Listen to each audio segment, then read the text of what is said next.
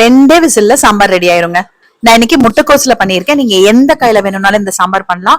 ரொம்ப குவிக்கா ரெடி ஆயிரும். ருசியாவும் இருக்கும். சாதத்துக்கு, தோசைக்கு எல்லாமே ரொம்ப நல்லா இருக்கும். நான் ஒரு சின்ன பீஸ் முட்டைக்கோசு தான் எடுத்திருக்கேன்.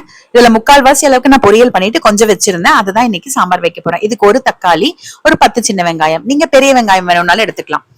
ஒரு 50 கிராம் அளவுக்கு பாசிப்பருப்பு தான் எடுத்திருக்கேன்.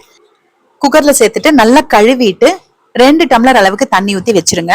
ரொம்ப நேரம் ஊற தேவையில்லைங்க. இந்த காயெல்லாம் வெட்டி ரெடி பண்ற வரைக்கும் ஊறினா போதும். இப்ப முட்டைக்கோசு, தக்காளி, வெங்காயம் எல்லாமே நான் கட் பண்ணிட்டேன். காய் நல்லா பெருசு பெருசாவே வெட்டிக்கலாம்.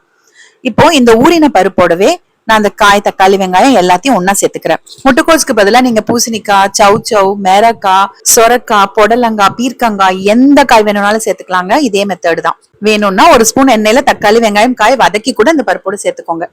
நான் வதக்கவெல்லாம் இல்லைங்க. அடுப்பு ஆன் பண்ணிக்கோங்க. கொஞ்சமா மஞ்சத்தூள், 1.5 ஸ்பூன் அளவுக்கு சாம்பார் தூள் சேர்க்கிறேங்க. கரெக்டா இருக்கும் சாம்பார் தூள் இது. 1 ஸ்பூன் அளவுக்கு கல்லுப்பு, நார்மல் டீஸ்பூன்ல தான் சேர்த்திருக்கேன்.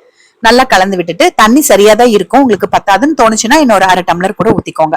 இந்த சாம்பாருக்கு நான் புளி ஊத்த மாட்டேங்க. இந்த பாசிப்பருப்பு, கடலை பருப்புல செய்யற சாம்பாருக்கு புளி ஊத்த மாட்டேன். இப்ப குக்கர் மூடி வச்சுட்டு கரெக்டா 2 விசில் ஆவி வந்ததுக்கு அப்புறமா வெயிட் போட்டு 2 விசில் விட்டுட்டீங்க அப்படின்னா சாம்பார் ரெடி ஆயிரும். நீங்க இதை சட்டியில கூட வேக வச்சுக்கலாம்.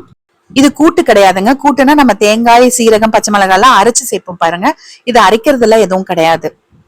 இப்ப நல்லா ஆவி இறங்கினதுக்கு அப்புறமா திறந்து பாத்துக்கலாம். நான் 2 விசில் விட்டேன். நீங்க பெரிய குக்கரா இருந்தா 1 விசிலே போதும். சின்ன குக்கரா இருக்கங்காட்டி தான் நான் 2 விசில் விட்டேன்.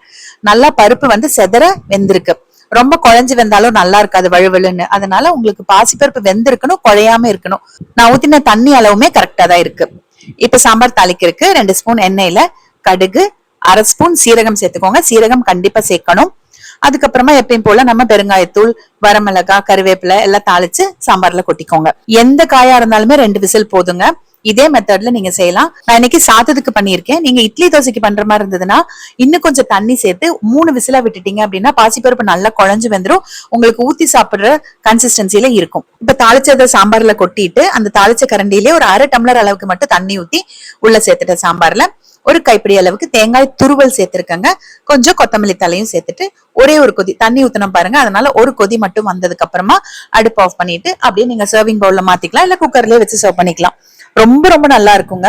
நீங்க தாளிக்கிறதுக்கு நெய் கூட சேர்த்துக்கலாம். இதே நீங்க கடலைப்பருப்புல பண்ணலாம். ஆனா கடலைப்பருப்புல ஃபர்ஸ்ட் கடலைப்பருப்பை வேக வச்சுட்டு அதுக்கப்புறமா இந்த காய், வெங்காயம், தக்காளி, தூள் எல்லாம் போட்டு 2 விசில் விடணும்.